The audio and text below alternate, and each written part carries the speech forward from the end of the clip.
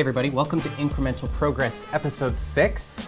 My name is Alexander, and today's topic is world building. Now, that's just a secret code name for content marketing. So today's episode is actually all about content marketing, how you can approach content marketing, why you need to be doing content marketing. We're gonna share with you lessons from the history of content marketing. We're gonna demonstrate to you some examples of what really compelling content marketing can look like, and I'm gonna do everything in my power to convince you that content marketing is something that you can do, you can invest in. It's not arbitrary in terms of your sense of return. It's something that will pay dividends over the long term if it's structured in alignment with principles, with your story, with your core values as an individual and a visionary and a person in the world out on a mission. I really am wanting to help you build your very own cinematic universe, okay? That's where we're gonna go with this. We were inspired to do this live stream because I had the opportunity to read a very inspiring article, and we decided that this is a lens that I think is gonna be very helpful in compartmentalizing the concept and making it approachable for small business owners and entrepreneurs who feel, quite frankly, like the world is possibly out to get them, or like they aren't really able to get a step forward in marketing, or it's too abstract, or it's confusing, etc.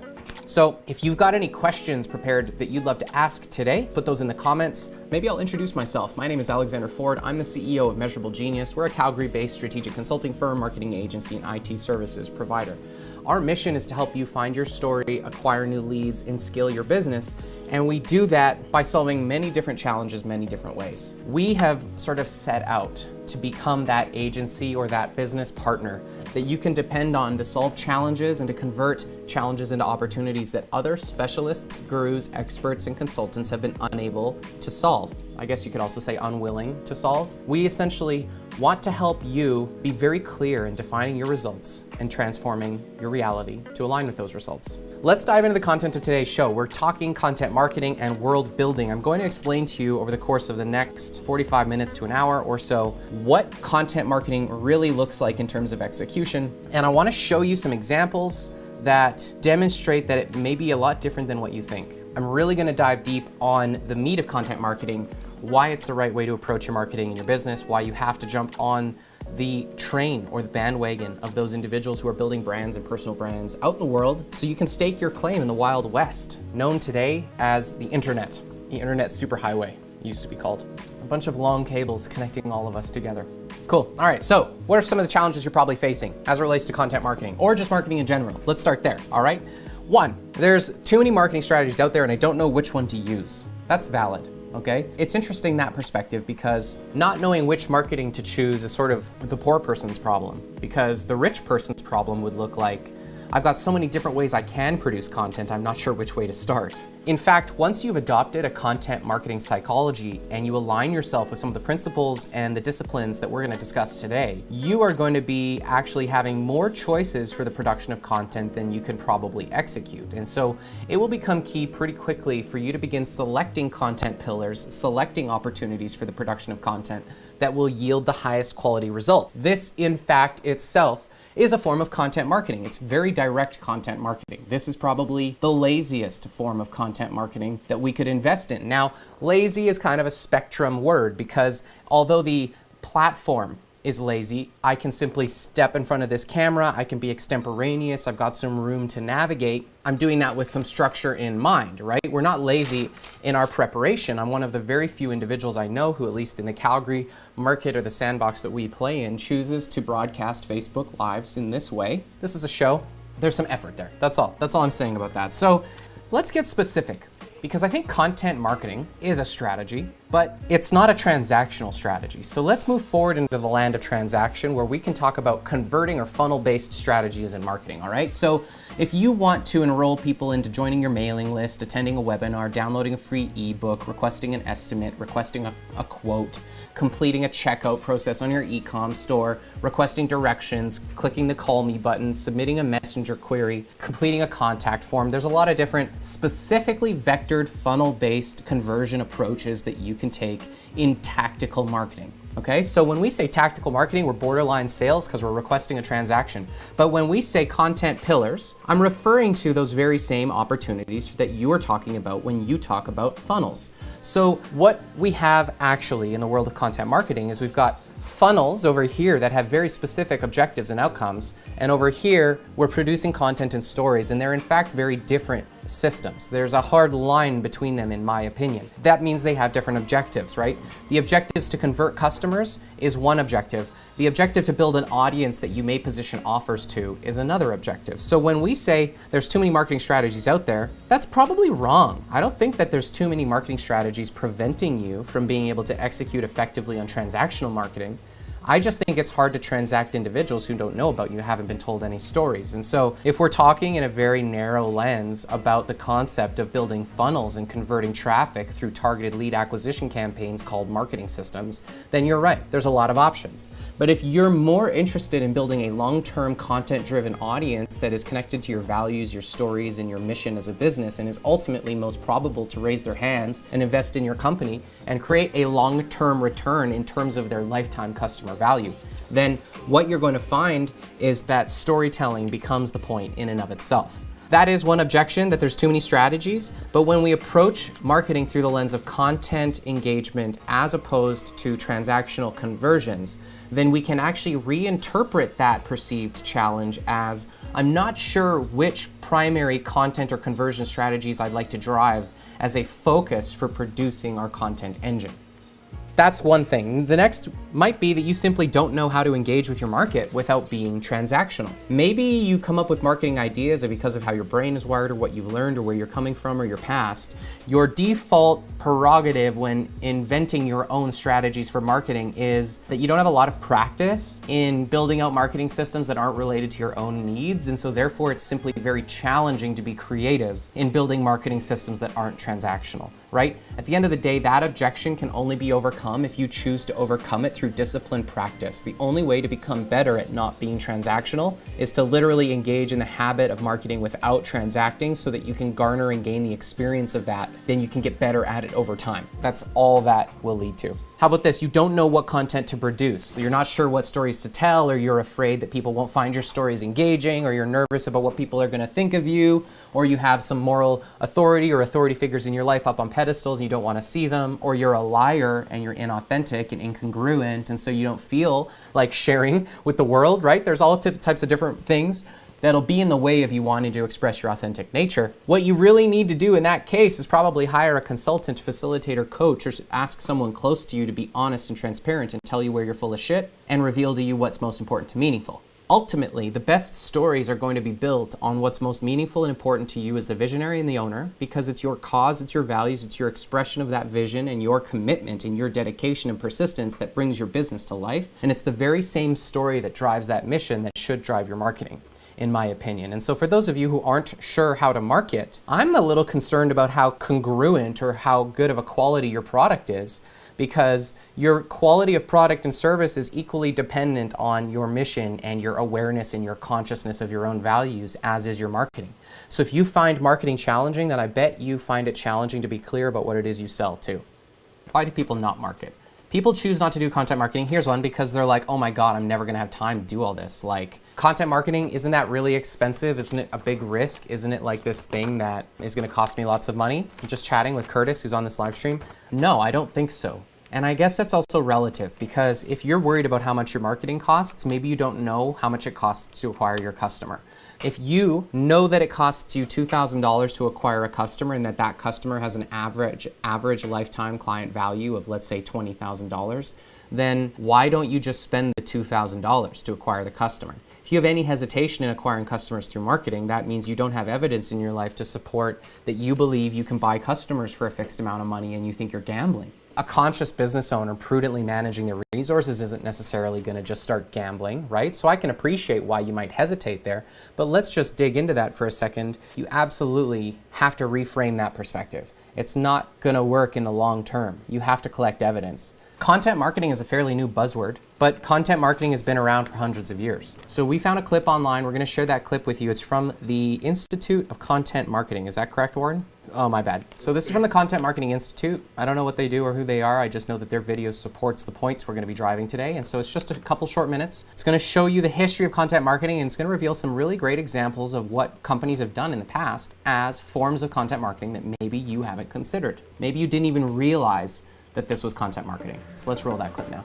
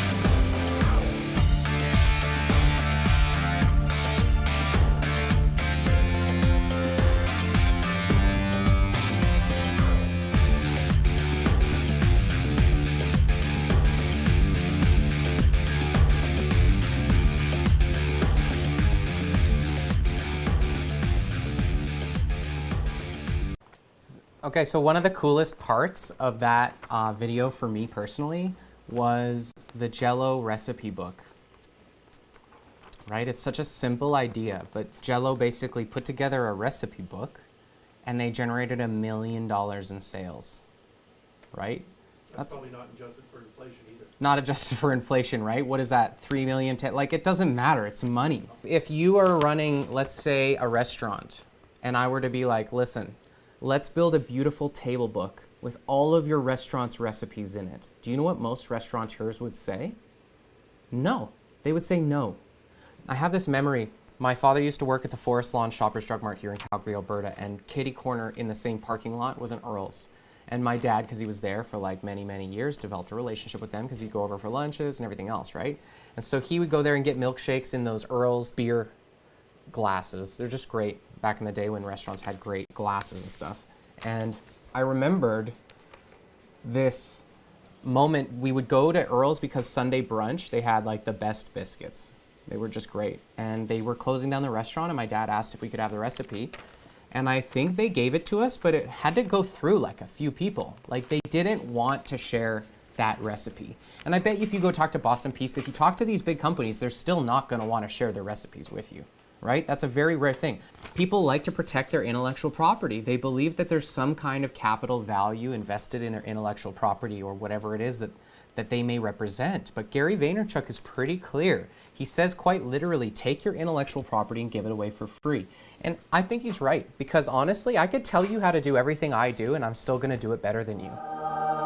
That's just a fact. I'm confident in my skills. I'm confident in our ability to deliver results. I'm confident that if someone buys a website from me, it's going to be better than the website they bought from a specialist in the basement. I know that what we commit to and what we scope and what we plan for, and because of our persistence and our accountability and our ownership, that we're going to like bust our asses to make sure that our clients get the results they want. And along the way, we're committed to incremental progress. We're committed to learning and refining it. And I could go to every single one of these people that are currently hiring me, and I could explain to them how to do what they're hiring me to do, and they're still going to look at me and be like, please take care of it for me. I trust you. I do not want the burden of this accountability. I'd rather just focus on what's important to me. A lot of business owners and entrepreneurs become marketers out of necessity. You have a business. You have 5 key pillars in your business you have to fucking do. You must market enough leads to produce sales enough to close business enough to complete the business enough to bill the business enough to collect enough to pay your bills, overheads, liabilities, savings, debt repayments, cash flow obligations, future investments, whatever you want to do with your life. Whether you like it or not as a business owner, you got to do those 5 things. And so business owners are like, boom, I better become a marketer. Thanks for being with us, Curtis. I'm going to become a marketer, all right? And I'm going to make marketing my focus because it's the most challenging component. And so then they become marketers, and they forget that what they really loved to do was build businesses or sell widgets or serve clients or help their restaurant visitors enjoy a really great meal. They love to cook, they love to build planes, they love to do engineering, they love whatever it is you love to do. It's probably not marketing.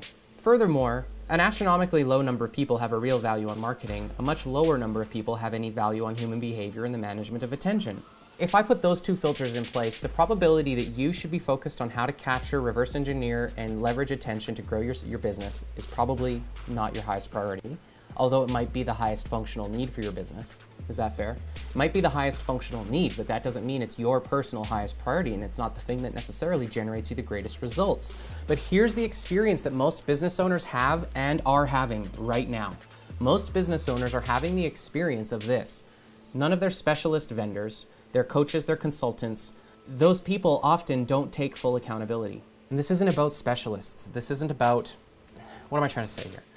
This is not about specialists as a category. This is about most people on the planet doing everything in their power to avoid being accountable. Maybe you're going to react to that. And you would, because you're a business owner, and the business owner's prerogative is to be accountable. Okay. But for everyone else, the prerogative is not to be accountable. People don't want to take ownership of things that they will end up accountable to maintaining. They do not. None of us want to become owners of something that requires maintenance if we don't explicitly value that item that we're maintaining. So what I mean by that is that there's a parable or a saying where people are like, often the 2 best days of a boat owner's life are the day they purchased it and the day they sold it. And that's exactly what I'm talking about here. The greatest 2 days of a business owner in their marketing world, the greatest 2 days a business owner will ever experience in their quest to market their organization, their product, or their service is the day they choose to start committing to doubling down and investing in content marketing, and the day they delegate it to somebody else. You see, I'm just preparing micro content at this point. Is that making sense? I've spent a lot of time in the introduction. So long story short, if you tell stories and people resonate, they like watching it, you've got their attention. Wow. Really just gonna break this down for you guys. The key here is actually not content marketing. It's not marketing. It's not selling. It's not your business. It has nothing to do with you. Everything we're talking about today has to do with, are you able to capture somebody's attention? Period. How do you capture somebody's attention? And the answer is you entertain them, all right? There's 3 basic stages in terms of a person's journey into discovering who you are. And those stages are to become aware of you. You somehow ended up where their attention already was. Their attention was somewhere else, and you made the journey there. You went on a quest to meet them where their attention is at. and they became aware of you. Once they became aware of you, and they recognized because of that awareness and your communication of story that you can fulfill a need, they become considerate of you. They become in consideration of you. And once they're in consideration of you, you have a job to provoke a decision. And it's not prudent to provoke a decision in someone who is not in consideration of buying. It's prudent not to consistently force a re-awareness into people who've made a decision or about to make a decision that is not like you got to get the right content lined up with the right stage is what I'm trying to say here. And at scale, there's gray area, and people really need a lot of crap to hate you. They really need a lot of moments to leave you. They really need a lot of reasons to dump you. They need a lot of reasons to unlike you, to unfollow you, to stop listening to you, or to give up on you. People really need a lot of reasons. And so you shouldn't be afraid of making mistakes. You should just demonstrate a quality that says you care enough to do better next time. Fair? Oops, I fucked it up. I took your attention and I didn't value it. I'm sorry, that was selfish. I'm gonna do better next time. Oh, we did a lot of right hooks in my email list in the last 3 weeks, and there's people unsubscribing. We gotta go back to our roots. We gotta realize that the value that the people receive from our newsletter is not the shit we're trying to sell them, it's something else, right? Oh, we did too much marketing. Alexander made too many right hooks. He's trying to get people to buy too much shit on this live stream. I haven't even tried to sell you something yet. How many minutes has it been? Almost half an hour. Haven't even tried to sell you something yet. All right, see where I'm going with this? I wanna give you a really good example. I just learned about this yesterday, and I'm super excited to share it with you. This is a cool clip because we're at a point in time where a thing that worked before is now being featured and redone. This clip is by BMW.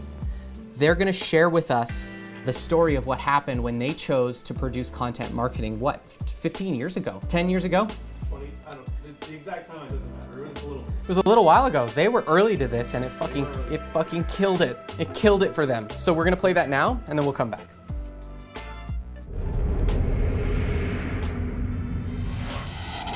Launched in 2001, BMW Films' The Hire was a series of 8 groundbreaking online short films starring Clive Owen as an enigmatic driver for hire.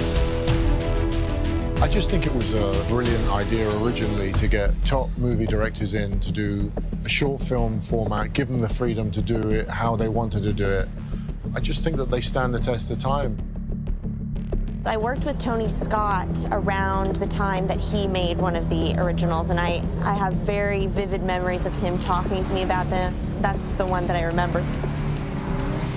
They're serious pieces of work. They're short films, but they're serious filmmakers doing what they do best.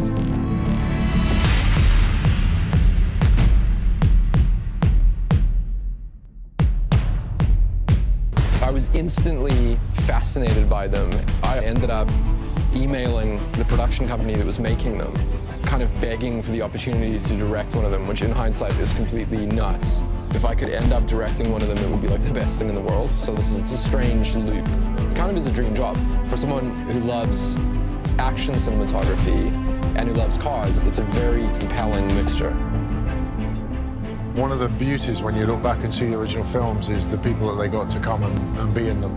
They've really delivered again with this, with both John and Dakota.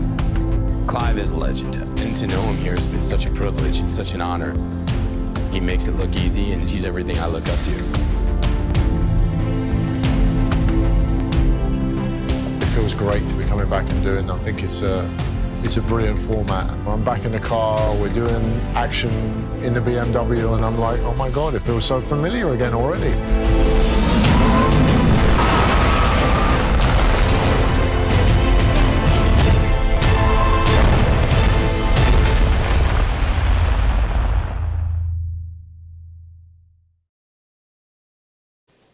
Okay guys, so I must admit that's epic. I love watching this type of content. What's interesting about it is it's a movie. They're movies. They're literally short films. You can go watch them on YouTube. They just happen to be filled with BMWs. All right? And that's okay. That's okay, right? You want to drive a fast car? You want to see what a car can do? What better way to show the customer what the car can do than put it in a movie? That video created a ton of awareness, right? They increased sales that year by $72 million. people that didn't know that BMWs could be pushed as far as they could be pushed, people who didn't know that BMW was one of the options they would consider in their purchasing decisions that they were making already, right? Those people who bought those BMWs were probably going to buy a car anyway. They were probably going to buy a car anyway, which makes it not about the car.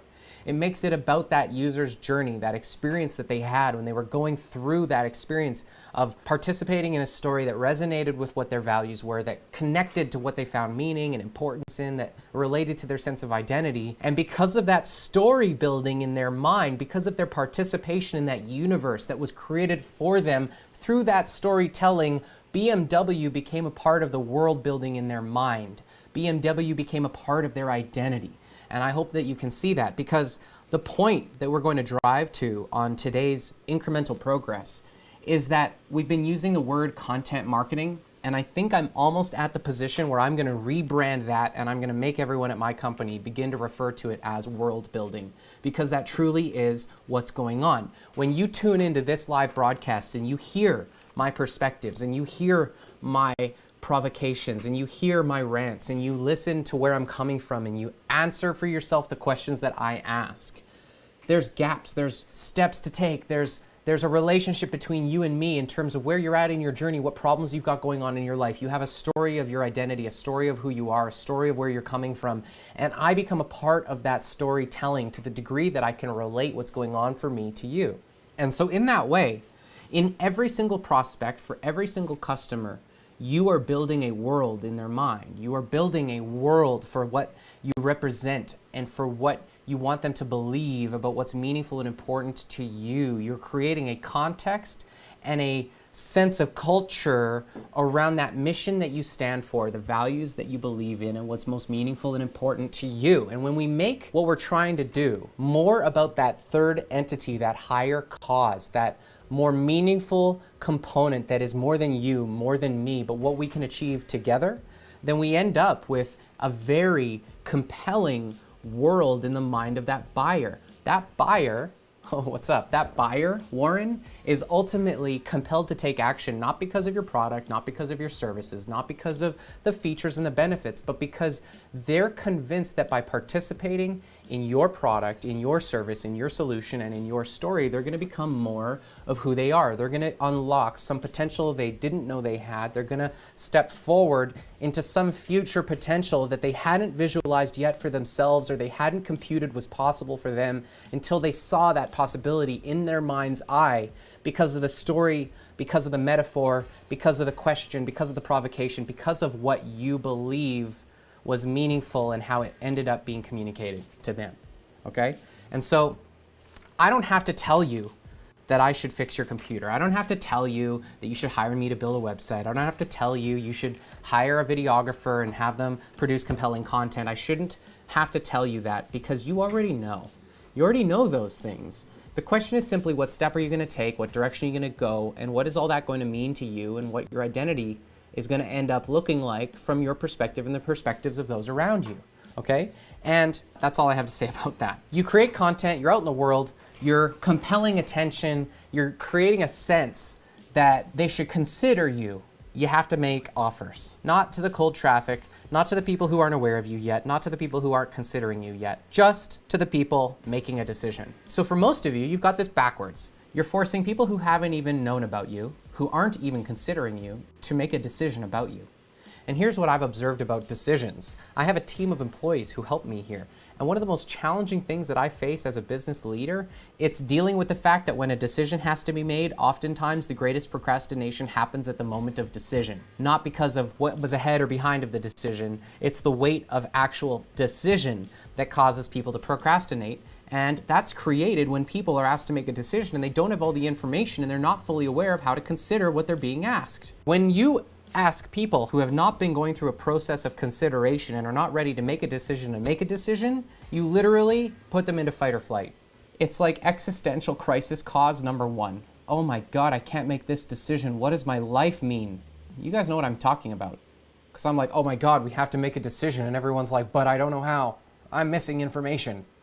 Right? What happens? You're like, what do I do? It's awful. It's awful. So you're probably fucking up your marketing by asking people who aren't prepared to make a decision, and a decision is a transaction. So let's stop making it about transactions, and let's start building a world of experience for our potential buyers. And the people will find their way through that experience to your cash register, I guarantee it. They will find a way. Gary Vee offers some strategies for how you can approach this. We embody those strategies here at Measurable Genius, and I've said it in the last broadcast. There's different ways to approach this. The most important thing though, the most important part is that your approach must change. If you need your customers to buy your shit, if you have to get an email right now or you're a failure, then you need to see that you've made this all about you. You've made it all about you. You are not a compelling story. Your values and your mission represent a compelling story, but it's not self-evident, and you have to fucking put in the effort. Or don't, and then nobody's gonna know of you because they're not aware and they're not in consideration. They don't have the data, so they'll never decide to give you their money. Let's show one more example of effective content marketing. Let's switch to that and we'll come right back. Will it blend? That is the question.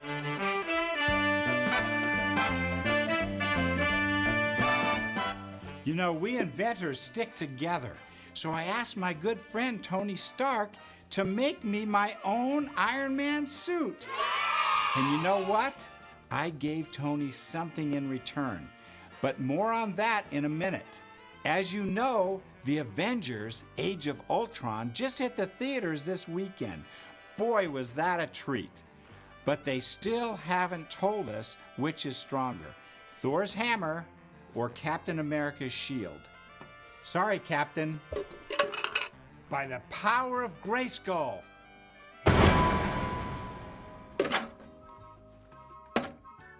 They say the Hulk can't be hurt either. We'll see about that. I think I'll press the arc reactor button.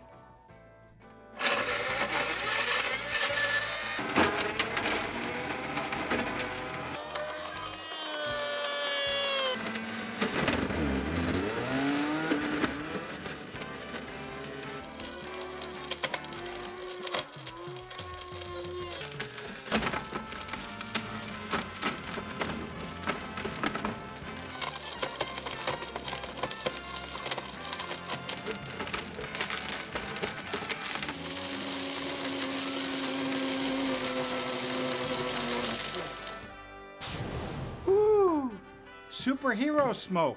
Don't breathe this. I don't know what their super weapons are made of, but they may want to take a cue from the blade of a Blendtec blender.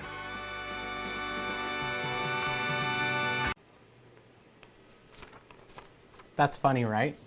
They've been doing this for 11 years. These guys have been blending crap in their blender for 11 years, and it never stops being funny. Warren is just telling me that very clearly teleprompter reading gentleman is the owner of the company. And it's a perfect example. He's not feeling totally comfortable naked in front of this camera.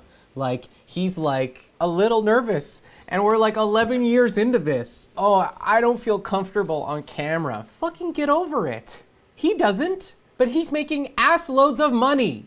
I'm just saying you have a duty to evangelize the gospel of what you believe in. That literally is the definition of marketing. So let me just give you a new buzzword that you can use to remyelinate your plastic brain into behaving a little bit differently this week, because as you know, the objective of Incremental Progress is to help you take a measurable step forward every week for you to transform your company. And I think this week that transformation can easily be simply rewiring your brain to use the language world building. I'm not asking you to go do content marketing.